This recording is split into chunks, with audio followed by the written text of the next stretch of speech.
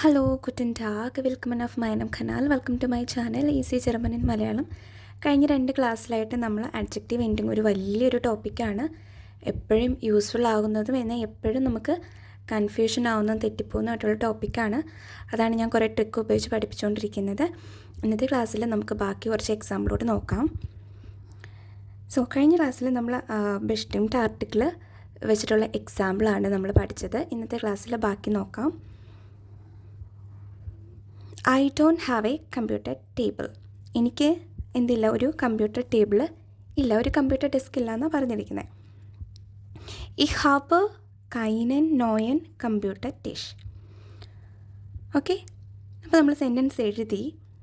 ഇനി നമ്മൾ ട്രിക്ക് പ്രകാരം അതുപോലെ റൂള് പ്രകാരമാണെങ്കിൽ ആദ്യമേ ഏത് ടേബിളാണെന്ന് നമ്മൾ നോക്കണം അല്ലേ. ഏത് ടേബിളാണ് കണ്ടപ്പോൾ തന്നെ മനസ്സിലായി, ഉൺബെസ്റ്റിംറ്റ് ആർട്ടിക്കിൾ. ഞാൻ പറഞ്ഞിട്ടുണ്ടായിരുന്നു ഇപ്പം പൊസസീവ് ആർട്ടിക്കിൾ, അതായത് മൈനൻ, സൈനൻ, ഡൈനൻ. മൈൻ, സൈൻ, ഡൈൻ, ഓയർ, ഉൺസർ ഇതൊക്കെയാണല്ലോ പൊസസീവ്. അപ്പോൾ പൊസസീവ് പ്രൊണോമൻ വന്നാലും നെഗറ്റീവ് ആർട്ടിക്കിൾ കൈൻ, കൈന, കൈനൻ, കൈനം. ആ നെഗറ്റീവ് ആർട്ടിക്കിൾ വന്നാൽ നമ്മൾ കൺസിഡർ ചെയ്യുന്ന ടേബിൾ ഉൺബെസ്റ്റിംറ്റ് ആർട്ടിക്കിൾ ടേബിൾ തന്നെയായിരിക്കും. ഓക്കെ, ഇവിടെ കൈനൻ, ഇഹ് ഹാവ് കൈനൻ എന്ന് വരുവാണെങ്കിൽ നമ്മളത് ഐനൻ എന്ന് കൺസിഡർ ചെയ്യുക. നമുക്കത് കാണുമ്പോൾ തന്നെ മനസ്സിലാവില്ലേ, കൈൻ. ഇപ്പം കൈൻ എന്നാണ് അതിൻ്റെ ഒരു ബേസ് ഫോം, കൈൻ ആണല്ലോ. അപ്പം കൈനൻ കാണുവാണെങ്കിൽ അത് ഐനൻ, കൈനമാണെങ്കിൽ ഐനം എന്ന് നമുക്ക് എടുക്കാമായിരുന്നു. അതായത് ഡാറ്റീവ് കൈനം, അതായത് ഉൺബെസ്റ്റിംറ്റ് ആർട്ടിക്കിൾ ടേബിൾ വെച്ചിട്ടാണ് ഞാൻ പറയുന്നത്.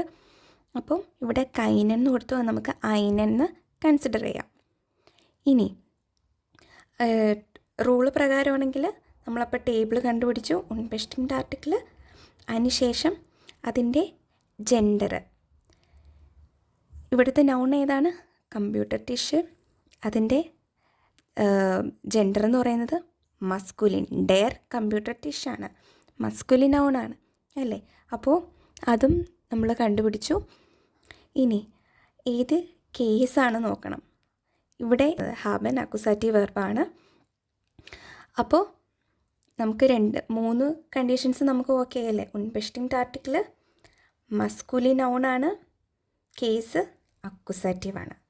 അപ്പോൾ എന്താണ്, ഇ എൻ ആയിരിക്കും അവിടുത്തെ അഡ്ജക്റ്റീവ് എൻഡും, നോയൻ.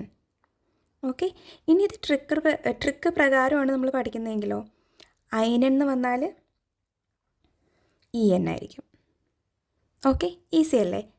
ഇനി അടുത്തൊരെണ്ണം നോക്കാം. I work in my beautiful office.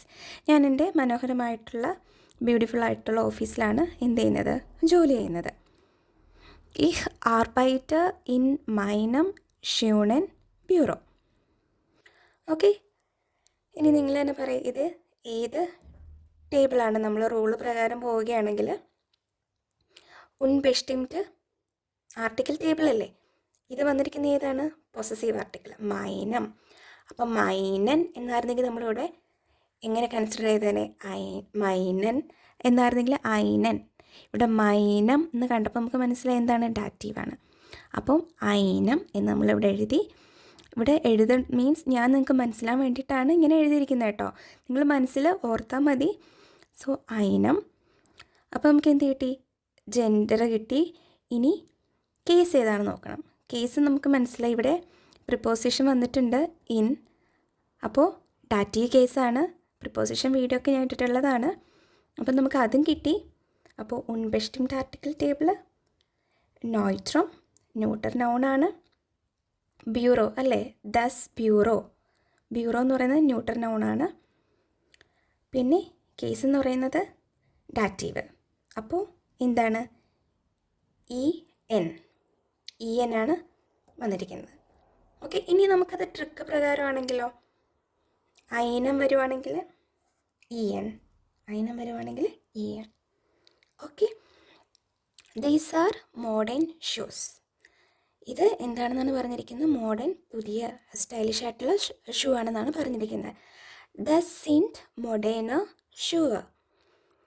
Okay, ഇനി ഇതെന്ന് പറയുന്നത് നമ്മൾ എപ്പോഴും നോക്കുന്നത് എങ്ങനെയാണ്, ഇതിന് മുന്നിൽ അഡ്ജക്റ്റീവിന് മുന്നിൽ ആർട്ടിക്കിൾ നോക്കും അല്ലേ.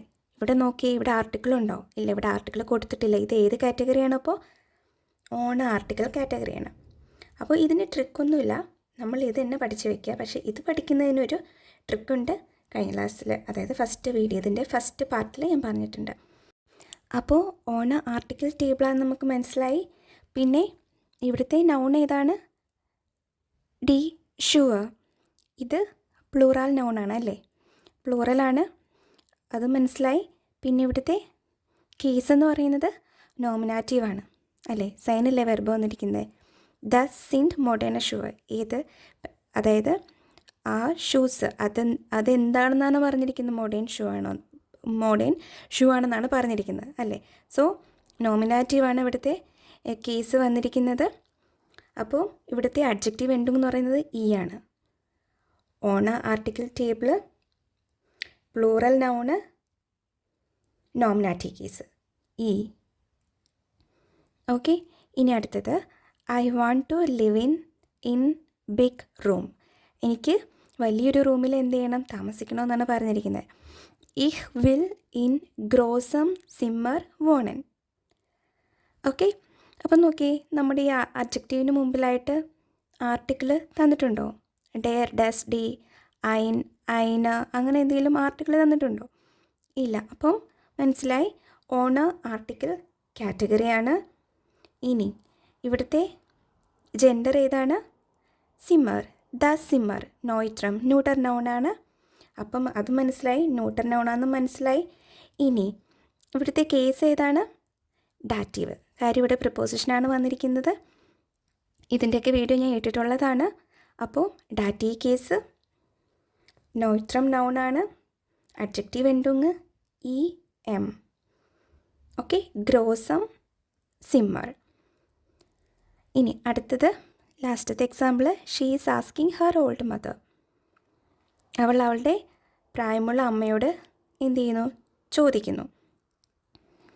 സി ഫ്രാക്ട് ഇയർ ആൾട്ടർ മുട്ടർ. അപ്പോൾ പൊസസീവ് അല്ലേ, അവളുടെ പൊസസീവ് പ്രൊണോമനാണ് യൂസ് ചെയ്തിരിക്കുന്നത്, ഇയർ, ഇ. അപ്പം ഇതിൻ്റെ ബേസ് ഫോം എന്താണ്? ഇയർ. സോ ഇയർ, അവളുടെ, ഇ. അപ്പോൾ ഈ കണ്ടപ്പോൾ നമുക്ക് മനസ്സിലായി ഐന എന്ന് നമുക്ക് എന്ത് ചെയ്യാം? നമുക്ക് ഊഹിക്കാൻ പറ്റും. ഐന എന്ന കാറ്റഗറിയിലായിരിക്കും പെടുന്നത്, unbestimmte ആർട്ടിക്കിൾ ടേബിൾ. ഇനി ഇവിടുത്തെ ജെൻഡർ ഏതാണ്? നൗണിൻ്റെ ജെൻഡർ ഡി, മൂട്ടർ, ഫെമിനിൻ നൗണാണ്. അപ്പോൾ അത് മനസ്സിലായി, ഫെമിനിൻ നൗണ്. ഇനി ഏത് കേസാണ്?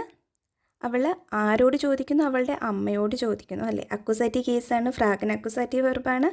അപ്പോൾ നമുക്ക് മനസ്സിലായി, unbestimmte ആർട്ടിക്കിൾ ടേബിൾ, ഫെമിനിന്, അക്യൂസാറ്റീവ്, ഡി. ട്രിക്ക് പ്രകാരമാണെങ്കിലോ ഐന വരുവാണെങ്കിൽ ഇവിടെ ഡി ആയിരിക്കും അഡ്ജക്റ്റീവ് എൻഡിങ്. ഇനി ഇവിടെ രണ്ട് എക്സാമ്പിൾ ഞാൻ താഴെ തന്നിട്ടുണ്ട്. നിങ്ങൾ അഡ്ജക്റ്റീവ് എൻഡിങ് ഫില്ല് ചെയ്ത് നോക്കുക.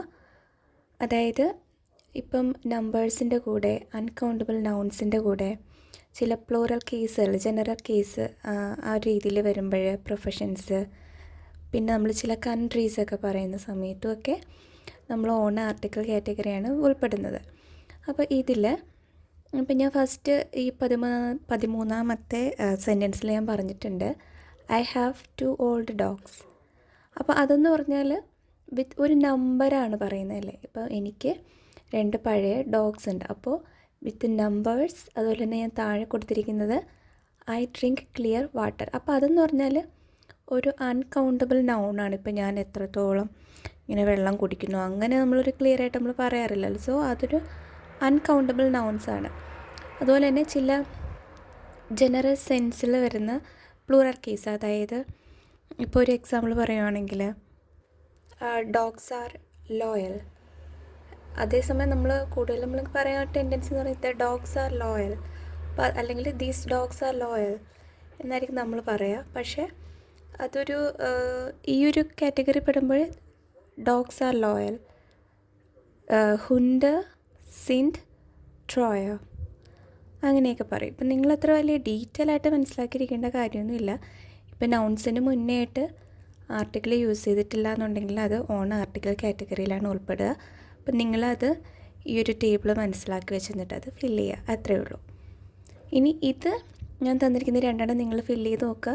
അത് ഇതുപോലെ തന്നെ ഇപ്പോൾ ഓൾറെഡി ഞാൻ പറഞ്ഞത് ഓൺ ആർട്ടിക്കിൾ കാറ്റഗറിയാണ്. പിന്നെ അതിൻ്റെ ജെൻഡർ എഴുതുക, അതിൻ്റെ കേസ് എഴുതി നോക്കുക. കമൻറ്റ് ബോക്സിൽ അറിയിക്കുക നിങ്ങളുടെ ആൻസർ. ഓക്കെ, അപ്പോൾ അഡ്ജക്റ്റീവ് എൻറ്റും വീഡിയോ കംപ്ലീറ്റ് ആയിട്ടുണ്ട്. ഈ വീഡിയോസ് നിങ്ങൾ കംപ്ലീറ്റ് ആയിട്ട് വീണ്ടും ഇരുന്ന് കാണുക, ഫുള്ളായിട്ട് തന്നെ ഇരുന്ന് കാണുക. നിങ്ങളത് എഴുതി നോക്കുക, എക്സാമ്പിൾസ് ചെയ്ത് നോക്കുക, എന്നാൽ മാത്രമേ മനസ്സിലാവുള്ളൂ. നിങ്ങൾക്ക് ഏതാണോ ബെറ്റർ ആയിട്ട് തോന്നുന്നത് രണ്ടും പഠിച്ച് വയ്ക്കുക, ട്രിക്ക് പ്രകാരം മനസ്സിലാക്കി വയ്ക്കുക. പിന്നെ റൂള് പ്രകാരം എന്നെ സംബന്ധിച്ച് എനിക്ക് റൂള് പ്രകാരം പോകുന്നതാണ് പെട്ടെന്ന് എൻ്റെ മനസ്സിലത് അങ്ങനെയാണ് ക്ലിയർ ആയിട്ട് ഒരു ചിത്രം പോലെ കിടക്കുന്നത്.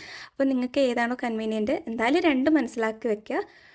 ഓക്കെ, എന്തെങ്കിലും ഡൗട്ട് ഉണ്ടെങ്കിൽ കമൻറ്റ് ബോക്സിൽ അറിയിക്കുക. വീഡിയോ ഇഷ്ടമായാൽ like, share and subscribe. Thank